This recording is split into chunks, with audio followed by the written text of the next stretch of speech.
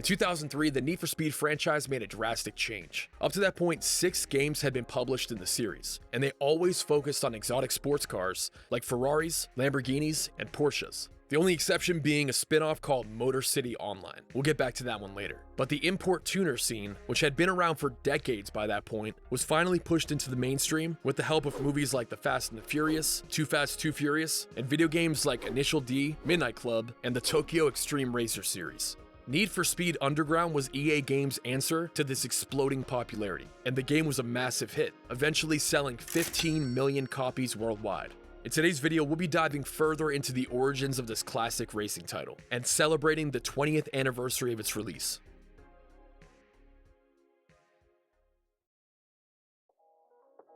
Need for Speed Underground was developed by the legendary EA Black Box, the team responsible for pretty much every game that kept me entertained during my adolescent years. They worked on every Need for Speed title from Hot Pursuit 2 in 2002 all the way to The Run in 2011, along with every game in the Skate franchise.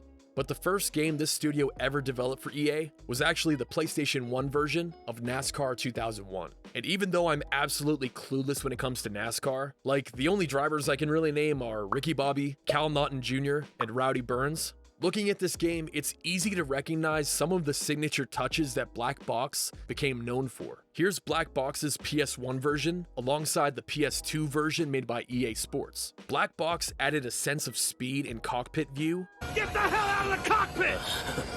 You said... That really stands out and will become a staple in their future games. But the more important title to this story was Need for Speed Hot Pursuit 2. Black Box developed the PS2 version, meanwhile EA Seattle worked on the Xbox, GameCube, and PC versions.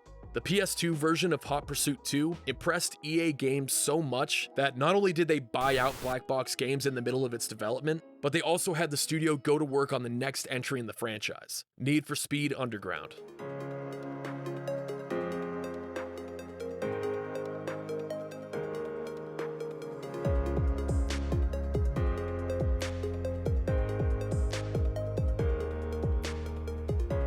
Underground marked a drastic change for the Need for Speed franchise, which by that point in time was nearing its 10th anniversary.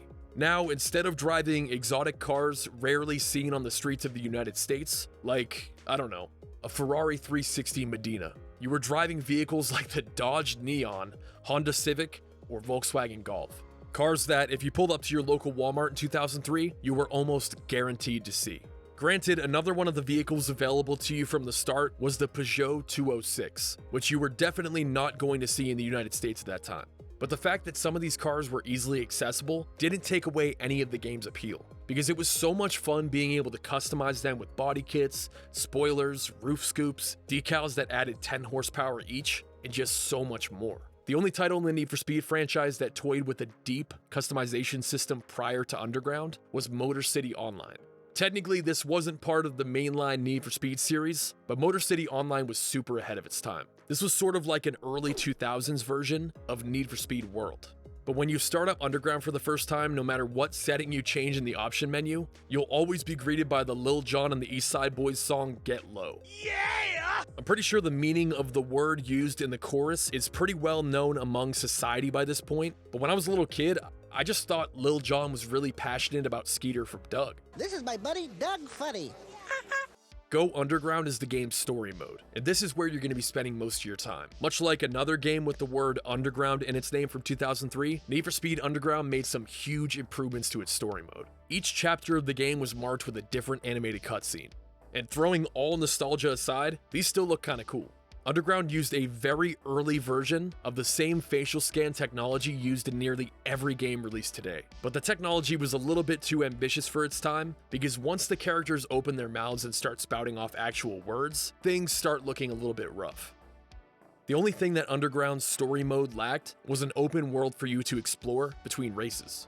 Obviously that problem was resolved with the sequel, we'll get back to that one next year. But it's honestly really nice to be able to jump between events so quickly. Also, as someone who started with Hot Pursuit 2, removing police pursuits for Underground was definitely an interesting design choice. They wouldn't be brought back until 2005's Most Wanted.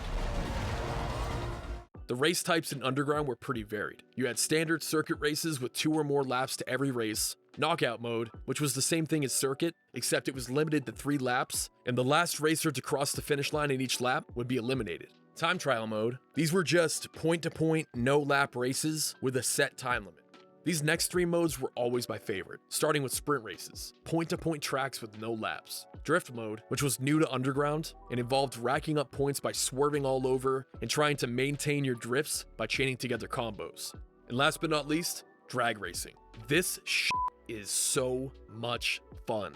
In drag mode, you have to pay close attention to your tachometer in order to time out your shifts properly, and you also have to box in your opponents so they don't pass you, while also making sure that you don't crash into traffic or oncoming trains. The sense of speed that I spoke about earlier in regards to Black Box's first racing title, NASCAR 2001, returned in full force for this race mode. The screen shakes so violently and the sound effects are mixed so well that you feel like you're sitting in one of those high-G training modules at NASA. And of course, you would occasionally participate in tournaments, which were just a series containing the race types that I just mentioned. But the gameplay loop for story mode essentially acted as a blueprint for every title in the Need for Speed series going forward. Winning races grants you new performance and visual upgrades, allowing you to slowly improve your vehicle during your story mode journey. Those upgrades also earn you the cover spot on various magazines, which is still one of this game's coolest features.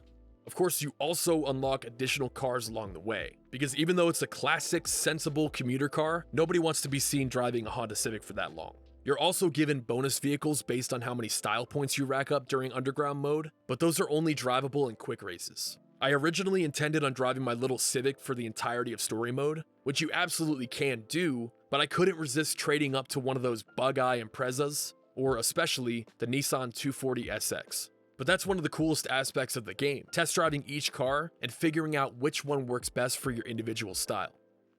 Underground mode does have a continuous story for you to follow, but let's be real, who actually plays these games for the plot? And I'm talking about the actual plot, not the plot.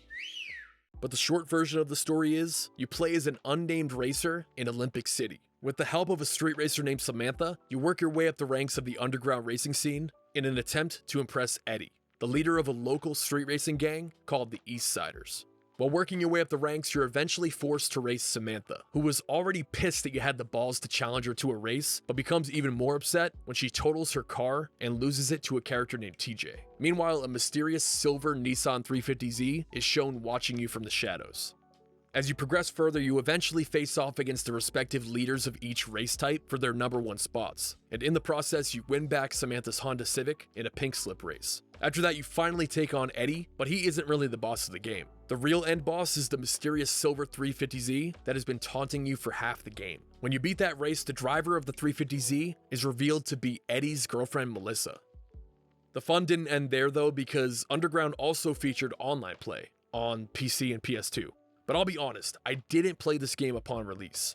I actually skipped this one and bought Underground 2 on launch day. Weirdly enough, I bought the original Underground a few months after that. I wonder if that protection plan is still good. Also, shout out to the EB Edge card. There are a few glaring issues that I noticed while playing the OG title, which were resolved in Underground 2. The tracks are super repetitive. Like, I seriously feel as if I drove through this sewer puddle about 50 times. The next issue was the rubber band AI. If you don't know what that is, it's basically a feature that prevents players from getting too far ahead of computer-controlled opponents. Also, the jump camera in this game is your worst enemy. You'll almost always crash or spin out after returning to normal view, so just turn that shit off completely. But pushing those small issues aside, this game is just undeniably a certified classic. And if you've explored every inch of this game, there was also an arcade version that was made for Japan, but it's been imported to the States, and there are about 55 of them in arcades throughout the country. Or if you have some spare money lying around, you can buy one for your house on eBay. But that'll do it for today's episode. I hope you enjoyed it. Please leave a comment down below if you have any memories about Underground or any other thoughts on this game. As always, thank you for watching, and I'll see you on the next one.